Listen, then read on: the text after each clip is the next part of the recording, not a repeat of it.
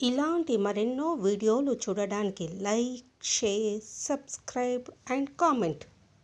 ఈరోజు ఈ వీడియోలో ఒంటిమిట్ట శ్రీ కోదండరామస్వామి శ్రీరామనవమి బ్రహ్మోత్సవాలు ఎప్పుడు ప్రారంభమై ఎప్పుడు ముగియనున్నాయి, ఈ ఆలయానికి ఒంటిమిట్ట కోదండ రామాలయం అనే పేరు ఎలా వచ్చింది అనే విషయాల గురించి తెలుసుకుందాము. కోదండరామస్వామి దేవాలయము ఆంధ్రప్రదేశ్లోని కడప జిల్లాలో అతిపెద్ద మరియు అత్యంత ప్రసిద్ధ దేవాలయము ఒంటిమిట్టలోని కోదండరామస్వామి ఆలయము. భద్రాచలంలో శ్రీరామనవమి రోజు కళ్యాణం జరిగితే ఒంటిమిట్టలో మాత్రం శ్రీరామనవమి నుంచి 5 రోజుల తర్వాత వచ్చే చైత్రశుద్ధ చతుర్దశి రోజు సీతారాముల కళ్యాణం జరుగుతుంది.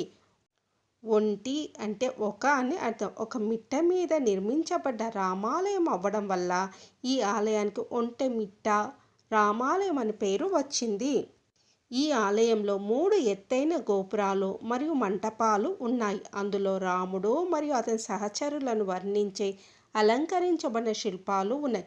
32 స్తంభాలకు మద్దతుగా ఉన్నందున మండపాన్ని మధ్యరంగ మండపము అంటారు. గర్భగుడి లేదా గర్భగృహలో శ్రీరాముని కేంద్ర చిహ్నము, సీతాదేవి మరియు లక్ష్మణుడు ఒకే శిల నుండి మిశ్రమ చిత్రంగా చెక్కబడ్డాయి.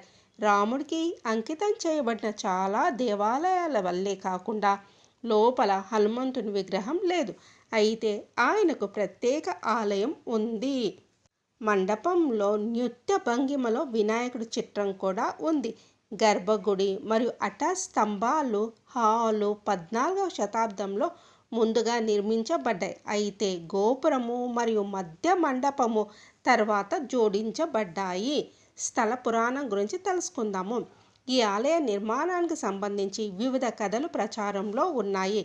14 ఏళ్ల వనవాస సమయంలో రాముడు సీతా లక్ష్మణ సమేతుడై ఈ అరణ్యంలోనూ కొంతకాలం గడిపాడంట.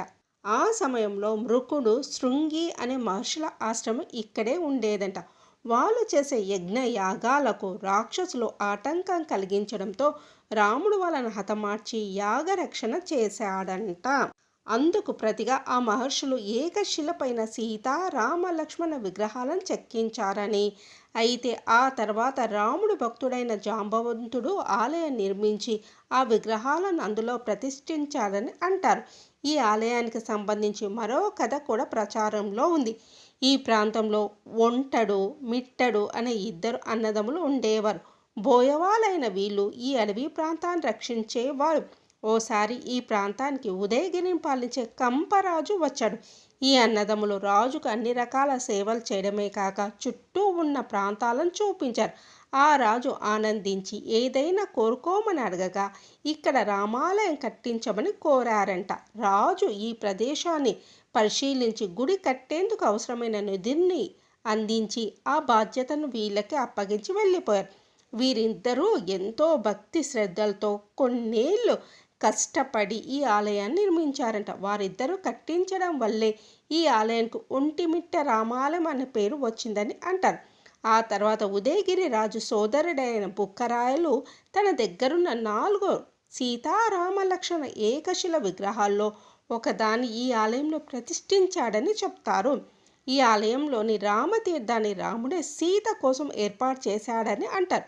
మొదట ఆ తీర్థాన్ని రామబుగ్గ అనేవారని, క్రమంగా అదే రామతీర్థం అయ్యిందని చెప్తారు. ఎందరో ఈ ఆలయాన్ని అభివృద్ధి చేసిన ఆంధ్ర వాల్మీకిగా గుర్తింపు పొందిన వావిల కొలను సుబ్బారావు అనే రామభక్తుడు ఈ రామాలయాన్ని పునరుద్ధరించినట్టు చరిత్ర చెప్తుంది.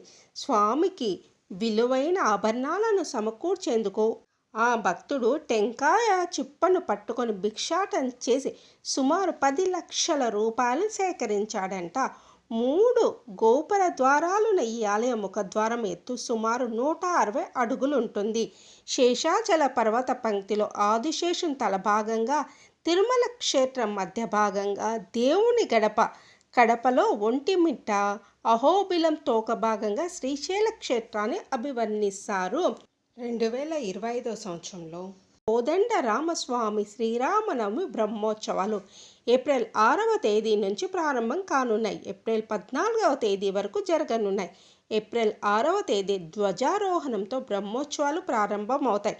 ఉదయం 9 గంటల 30 నిమిషాల నుండి 10 గంటల 15 నిమిషాల మధ్య ధ్వజారోహణము, రాత్రి 7 గంటల నుంచి 9 గంటల వరకు శేషవాహన సేవ నిర్వహిస్తారు. బ్రహ్మోత్సవాల్లో భాగంగా ఏప్రిల్ 6న శ్రీరామనవమి, ఏప్రిల్ 9న హనుమత్ సేవ, ఏప్రిల్ 10న గరుడ సేవ నిర్వహిస్తారు.